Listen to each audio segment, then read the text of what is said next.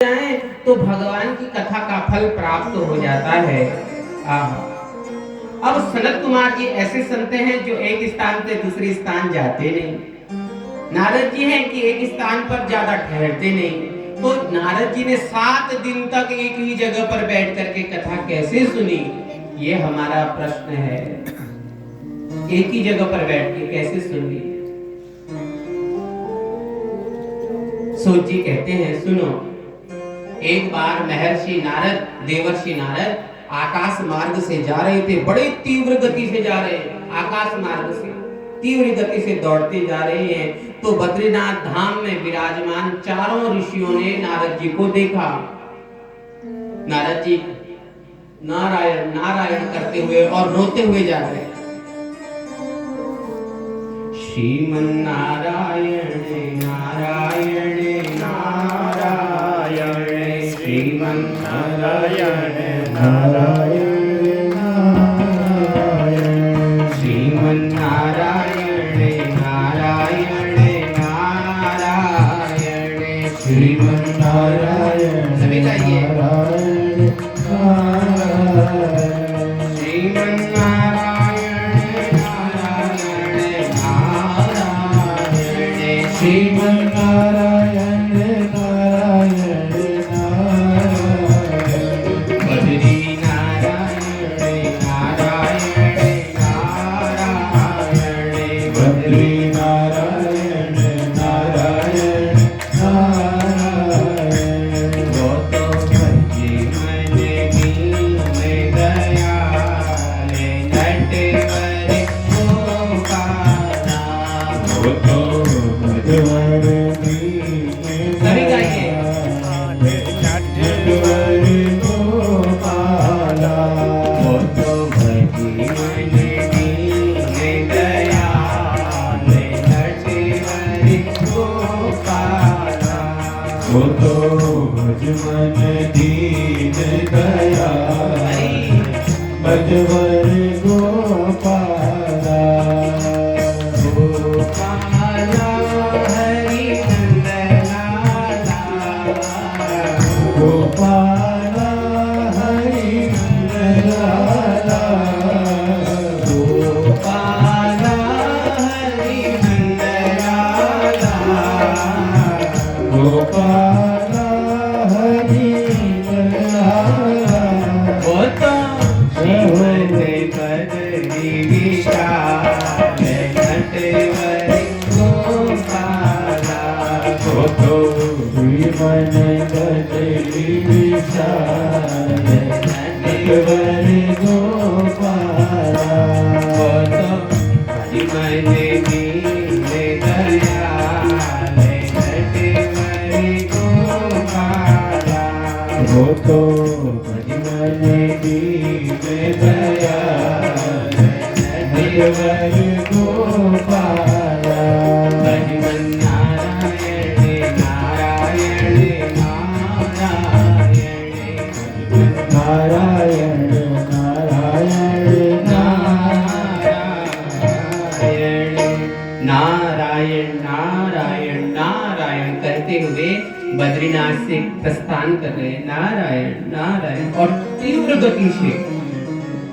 तो चारों भैयाओं ने देखा ऊपर को और कहने लगे, कथम ब्रह्मन दीन मुखा कुतश्चिंता तुरो भवा, त्वरितं गम्यते कुत्रा कुतश्चागमनं तव। अरे अरे अरे अरे देवर्षि नारद, अरे नारद जी, कुतश्चिंता, ये तुम्हारा मुख मलिन क्यों है, लटका हुआ क्यों है, उदास क्यों है? कुतश्चिंता तुरो भवा, कौन सी चिंता खाई जा रही है और इतनी तेजी से कहाँ जा रहे हो? त्वरितं गम्यते कुत्र, कहाँ जा रहे हो? कुतश्चागमनं तव, और कहाँ से आ रहे हो? जैसे ही चारों भैयाओं ने नारद जी को देखा तो नारद जी आए दौड़ते दौड़ते और उनके चरणों में गिर पड़े, प्रणाम करने लगे और रोने लगे। रोते रोते कहने लगे, क्या बताऊं महाराज, क्या बताऊं कहां से आ रहा हूं। अहम तुम पृथ्वीं यातुं ज्ञात्वा सर्वोत्तमामिति पुष्करं च प्रयागं च काशीं गोदावरीं तथा। कहां कहां नहीं गया मैं इस पृथ्वी में। इस पृथ्वी में आया तो जहां मेरे ज्ञान ने कहा जा मैं वहां गया। पुष्करम पुष्कर गया, तीर्थराज पुष्कर। प्रयागम च प्रयागराज गया। काशी बनारस गया। गोदावरी तथा गोदावरी नदी के किनारे पर स्थित त्र्यंबकेश्वर गया। हरि क्षेत्रे कुरुक्षेत्रे हरिद्वार गया, कुरुक्षेत्र गया, जहां जहां मैं गया। लेकिन क्या बताऊं, ना पश्यम कुत्रचित् शर्मा मनः संतोषिकारकम कलीनाम अधर्म मित्रेण धरेयं बाधिता। मेरे मन को कहीं भी संतोष नहीं मिला, कहीं भी आराम नहीं मिला मुझे। क्यों? क्योंकि अधर्म का एक मित्र है कलयुग, उसने संसार वासियों की बुद्धि को ऐसा जकड़ दिया। कलीनाम धर्म मित्रेण धरेयं बाधिता गुना। कोई भगवान का भजन नहीं करता। ध्यान से सुनिए, बड़ा सुंदर प्रसंग है। कोई भगवान का भजन नहीं करता, कोई दान नहीं करता, कोई पुण्य नहीं करता। एक बार यदि दान कर दे तो कहता है कि कर्ण के बाद मेरा ही नंबर है। एक बार सत्य कोई बोल दे तो भगवान महाराज सत्यवादी हरिश्चंद्र के बाद अपनी ही बारी समझते हैं। या तो उन्होंने सत्य बोला या फिर हमने बोला। एक बार दान दे दिया तो अपना ढिंडोरा पिटवाते हैं, मैंने वहां दान दिया, वहां दान दिया। यदि कोई गलती हो जाए तो कहते हैं भगवान की यही इच्छा थी सो हो गया। अपराध होने पर भगवान की इच्छा बताते हैं। कलीनाम अधर्म मित्रेण। मैंने घर घर में स्थिति देखी। क्या देखी? तरुणी प्रभुता के शाल को बुद्धिदायक। घर में क्या देखता हूँ? घर में बहू की चल रही है। अब ये बात मैं नहीं कह रहा हूँ, ये श्रीमद् भागवत में लिखी। बोलिए जय श्री कृष्ण। जय श्री। तरुणी प्रभुता घर में बहुओं की चल रही है। सनक सनंदन सनातन जी ने कहा अच्छी बात है, घर में बहू की चलनी चाहिए। बहू तो लक्ष्मी है, लक्ष्मी की ही घर में चलनी चाहिए। बोले महाराज वो तो सब ठीक है, लेकिन जब कभी कोई काम ऐसा जरूरी काम हो तो बड़े बुजुर्गों की राय भी लेनी चाहिए।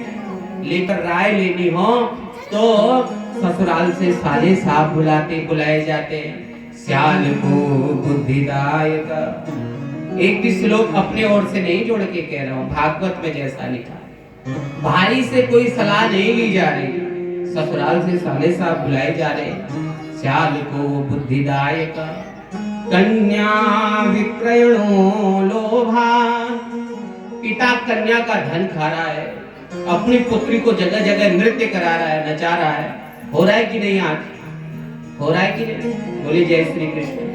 कन्या विक्रयणो लोभा। और जो वो धन लेकर के आती है उससे उस परिवार का पालन पोषण हो रहा है। दंपत्तीनाम च कलकनम। पति पत्नी में कलह ही कलह है, झगड़ा ही झगड़ा है। घर घर में पति पत्नी के बीच में जहां आनंद होना चाहिए था वहां झगड़ा।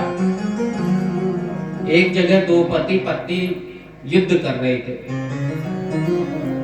बहुत भयंकर युद्ध हो रहा है। पड़ोसी आ गए, अरे क्या हो गया इस घर में? घर के सारे बर्तन बाहर रास्ते में पड़म पड़म की आवाज। अरे क्या हुआ? दोनों गुस्से से आए। बोले भाई साहब पहले हमारी समस्या का निदान करो। बोले बताओ तो सही समस्या क्या है?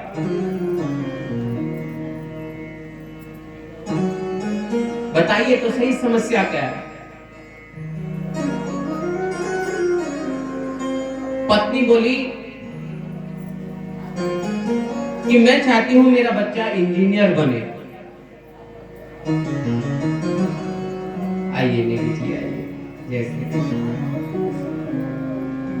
ठीक है। पिता बोला मैं चाहता हूं कि मेरा पुत्र जय श्री कृष्ण डॉक्टर बने। इसी बात में हम दोनों की लड़ाई हो रही है। मैं ऐसा चाहता हूं और मेरी पतिदेव ऐसा चाहते हैं। आप बताओ। बोले मैं क्या बताऊं, पहले उससे तो पूछो कि वो क्या चाहता है, बच्चा क्या चाहता है। तो दोनों ने कहा वो तो अभी पैदा ही नहीं हुआ। तो जो चीज पैदा ही नहीं हुई उसके लिए झगड़ा चल रहा है पति पत्नी के बीच। दंपति नाम च कलकलम, पति पत्नी में कलह है। कलीनाम अधर्म मित्रेण धरेयं बाधितादुना, कलयुग जो अधर्म का मित्र है उसने ऐसे बुद्धि को विकृत बना दिया। आहा, किसी से कह दो कि इस प्रांगण में झाड़ू मारना है सुबह शाम, ये आपकी ड्यूटी है, तो महाराज ऐसा मुंह फुलाएगा कि जैसे उसे काला पानी की सजा दे दी हो। मंदिर में झाड़ू पोछा करना ये आपकी सेवा है, तो कोई करना नहीं चाहता, अपने को छोटा समझता है।